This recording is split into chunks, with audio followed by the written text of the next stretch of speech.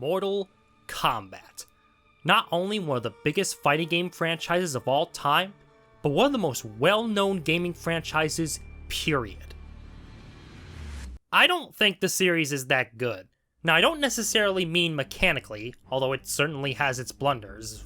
I enjoy playing the games themselves and their mechanics, but it doesn't change the fact that the franchise's concept is one that I believe to be fundamentally broken at its core. That's quite the statement to make, I'm aware, so I thought I'd dedicate a video to talking about why I feel this way. With that said, I'm Arin the Wolf, and this is why Mortal Kombat is a conceptually bad franchise. But before we can discuss that, we first need to go over how Mortal Kombat has reached this point regarding popularity.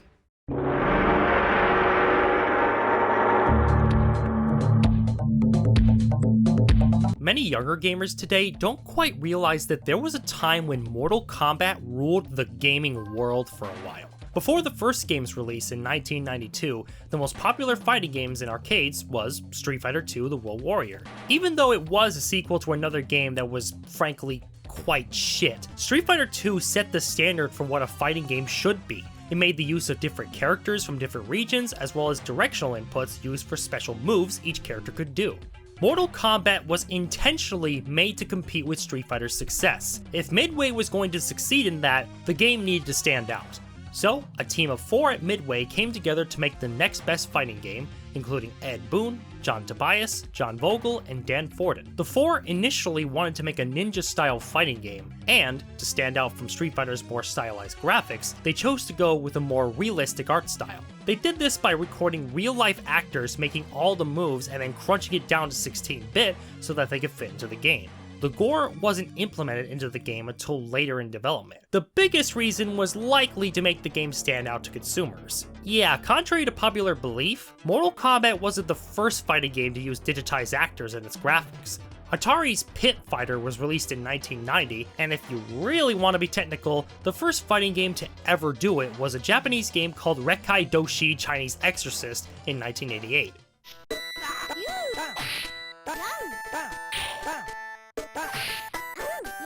No wonder this didn't catch on. So the concept of Fatalities was built off of the characters being able to become dizzy in Street Fighter. Ed Boon had mixed feelings about it. On one hand, it felt terrific if you were the attacker, but it was infuriating if you were on the receiving end. So he decided to both keep the good feeling of the winner and remove the demoralization of the loser by moving the dizziness to the end of the battle as opposed to during it.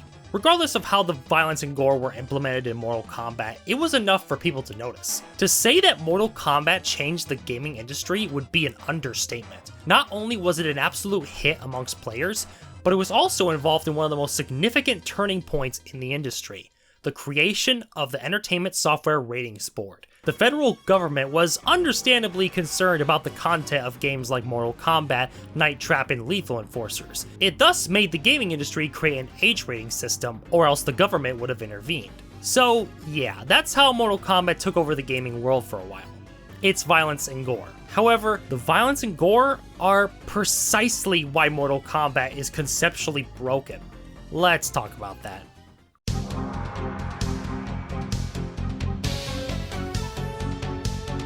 Let me make this perfectly clear right here and now. I am not criticizing Mortal Kombat purely because it's a violent and gory franchise, because that is the point. I'm not even saying this as someone squeamish towards blood. I've experienced plenty of media with the same kind of violence and gore as Mortal Kombat. James Gunn's Suicide Squad, Saw, Hell of a Boss, etc. So the fact that Mortal Kombat has gore is not my issue. What's my problem then? Well, let me ask you this. What is the narrative and thematic purpose of Mortal Kombat to have gore? Now, I know some of you may be confused about what I'm talking about. Fighting games aren't supposed to be story-focused, so why are you bringing this up? Well, fighting games are made by their characters, and characters are made by their stories. So, ironically, the story does matter a lot in fighting games, even if it isn't the priority. Fighting game stories aside, let me give you some examples of good violence and gore implementation in other pieces of media. 2 examples that come to my mind right off the bat are Sucker Punch's Ghost of Tsushima and James Gunn's Suicide Squad. In Ghost of Tsushima, the first thing the villain does when we see him is that he burns a samurai to a crisp, and later beheads one of Jin Sakai's allies on full display for the players to see. In this game, the gore works because it demonstrates to the player just how dangerous Kahn and the Mongol army are. They don't fight by the samurai code whatsoever. This, in turn, forces Jin Sakai to change the way he fights enemies in the game. See? The gore has a narrative and thematic purpose here. This also translates to the gameplay itself. Blood is constantly spraying from the enemies that you kill, and Jin even learns how to behead Mongol generals later on. This conveys to the player the damage that the character's swords are capable of, thus giving the gore a gameplay reason at the same time. Moving on to Suicide Squad, the gore in that film is to show how disposable the characters are, especially during the opening scene on the beach. Any characters you see on the screen could die at any moment, thus making the movie way tenser than otherwise. The fact that you see these characters get mutilated like this shows that any of these characters can bite the dust at any moment. It's like Game of Thrones, before Game of Thrones shit itself, but you get the idea. Both stories have reasons for violence and gore. Thus, it makes them exciting for casual audiences and yet still thematically rich.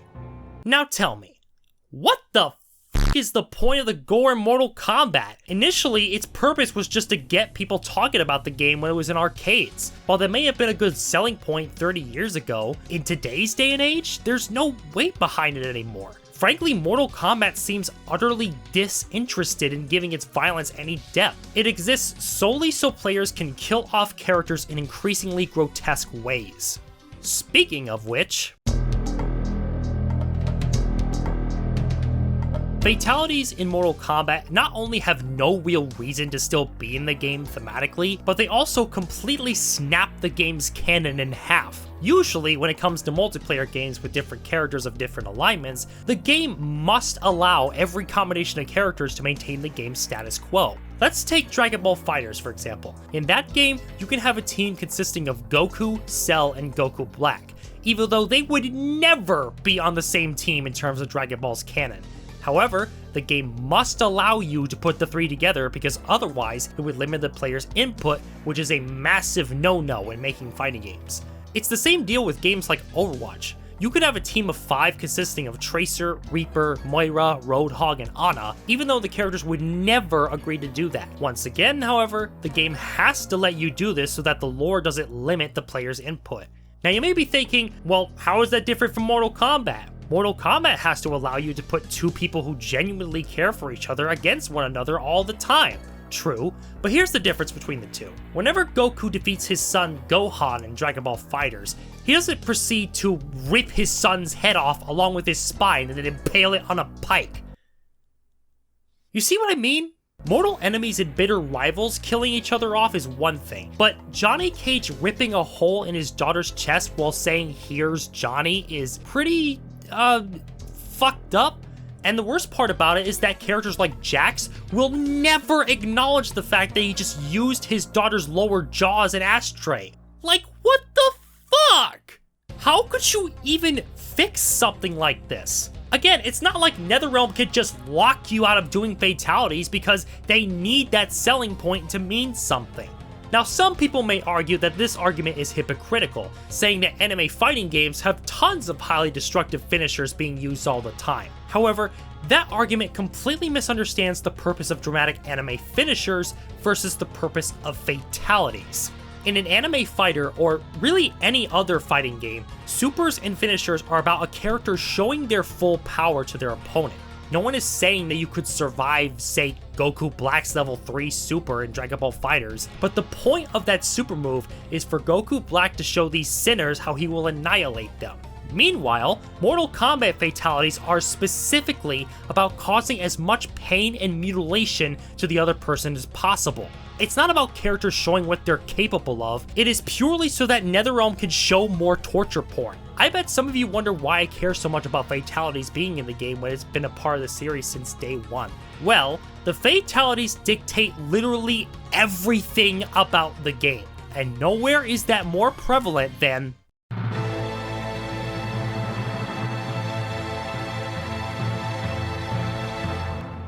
I feel confident saying that Mortal Kombat 11 is one of the most tedious and insulting fighting games I've ever played. I don't mind the game too much when you're just playing the game itself, but everything else surrounding it is a perfect example of how much gore is the only thing that matters to NetherRealm. And yeah, the biggest elephant in the room is that NetherRealm put their own workers through crunch time and forced them to work in a toxic environment, all while looking at real-life actual gore for references. I genuinely do not care how realistic your game looks. Nothing justifies putting real human beings through shit like this. But even outside of real-life controversies surrounding Mortal Kombat 11, the game utilizes fatalities in the most obnoxious ways. If you've played Mortal Kombat 11, you already know what I'm talking about. It's the fucking crypt.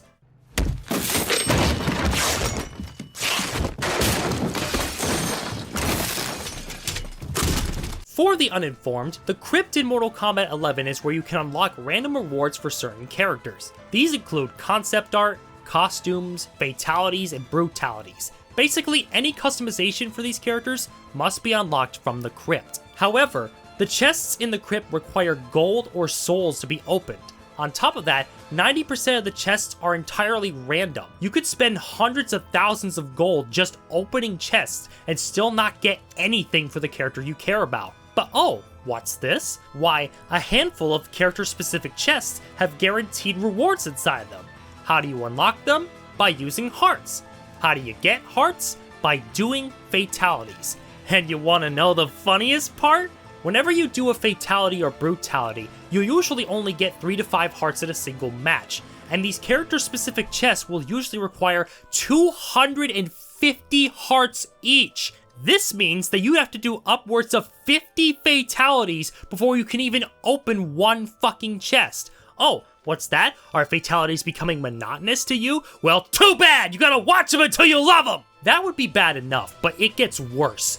There are also pikes you can put a character's head on, giving you rare rewards for said characters. If you want to get all these chests opened, you have to perform 25 fatalities in tower mode with each and every single fucking character.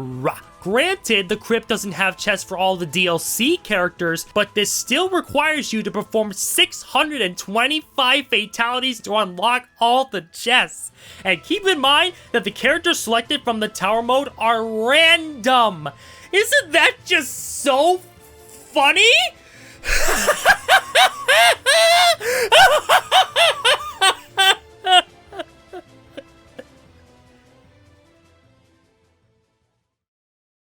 So what exactly was the point of that tangent on Mortal Kombat 11? To show that game was the final nail in the coffin for NetherRealm. This game showed me once and for all that NetherRealm is not interested in fleshing out its themes or characters. They are perfectly content doing the exact same thing they have done for 30 years. The crypt shows that the fatalities are all that matter in Mortal Kombat. Eventually, when you factor in the lack of thematic purpose for the gore, the breaking of canon, and the fact that Ed Boon will probably just reboot the universe again, which he's done twice now, what you'll come to find is that in Mortal Kombat, nothing